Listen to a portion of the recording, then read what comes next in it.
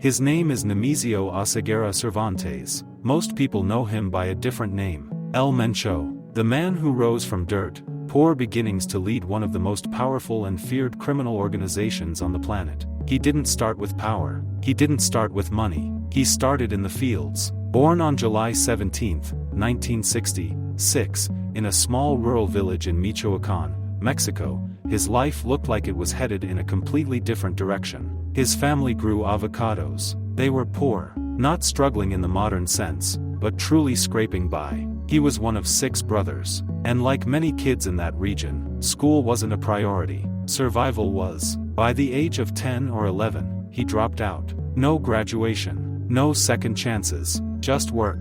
By 14, he had already moved on from farming. Instead, he was guarding marijuana fields, armed, watching, learning. In that region, this wasn't unusual. It was normal. Poverty pushed young men into the drug trade early. By the mid-1980s, he crossed into the United States illegally. California became his new base. San Francisco, Redwood City, Sacramento. He used fake names, multiple identities, always moving, always staying one step ahead, but not for long. His first arrest came in 1986, stolen property, carrying a loaded weapon. A few years later, 1989, he was caught again. This time for drug sales. He was deported, but he came back. Then came the moment that changed everything. In September 1992, in Sacramento, he and his brother were caught in a federal heroin case. His brother made the sale. He acted as lookout. Wiretaps recorded everything. He knew they were walking into danger. He warned his brother, but they went through with it anyway. That decision cost him. He pleaded guilty. In 1994, he was sentenced to 5 years in prison. He served 3.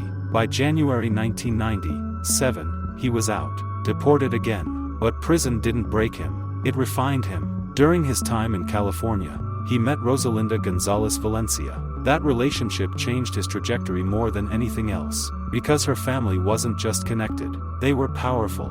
One of the most influential criminal families in western Mexico. When he returned to Mexico, he did something unexpected. He joined the police. For a brief period, he worked inside the system, learning how it functioned, learning its weaknesses. That knowledge would later become one of his greatest advantages. By the late 1990s, he left the force and entered the cartel world fully. He started at the bottom, enforcer, bodyguard, hitman. But he wasn't just muscle. He was calculating, patient, strategic. And with the backing of his wife's family, doors opened. When key cartel leaders began falling in the early 2000s, he saw an opportunity, and he took it. By 2010, after internal wars and power struggles, he emerged as a leader, not just of a faction, but of something new, the Jalisco New Generation Cartel, CJNG. And from that point on, everything changed. This wasn't just another cartel. This was a machine. It expanded fast, aggressively, violently. By 2011, the world noticed. 35 bodies dumped in public.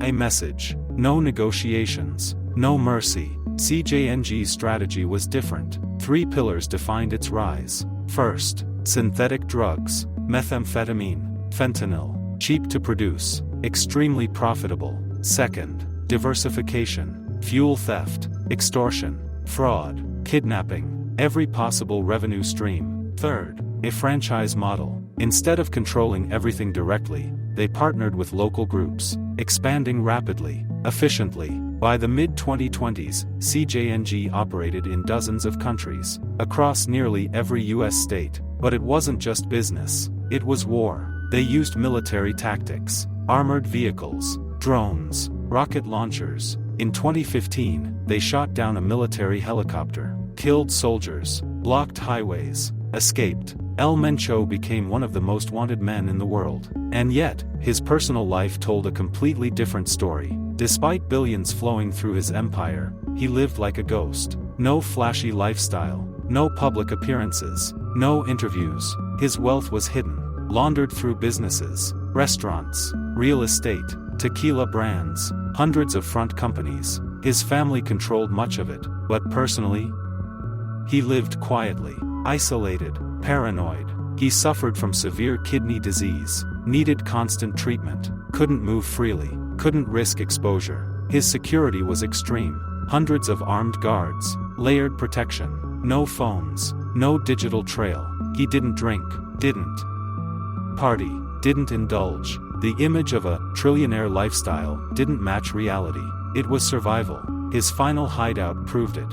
A quiet villa in the mountains. Not a palace, not a mansion. Inside, it was simple, messy, medicine everywhere, religious symbols, old video games, a man running a global empire, living like he was hiding from the world. Because he was. In February 2026, everything collapsed. Authorities tracked him, not through money, not through tech, through a personal connection, a relationship. They surrounded the area, and then they moved in. He tried to escape. He was wounded, captured, and died shortly after. But his death didn't end the story. It triggered chaos. Within hours, violence spread. Roadblocks, fires, attacks across multiple states, cities shut down, dozens killed. The cartel proved something. Even without its leader, it still had power. Now, the question remains, who takes control? No clear successor. Family members arrested. Lieutenants competing. Experts predict fragmentation. More violence. Because taking down a kingpin doesn't destroy the system. The network remains. The money flows. The operations continue. El Mencho built an empire worth billions. But his life wasn't luxury. It was isolation, fear, control. The myth said, trillionaire. The reality was far darker. A man who rose from nothing, built something massive, and spent his final years hiding from it.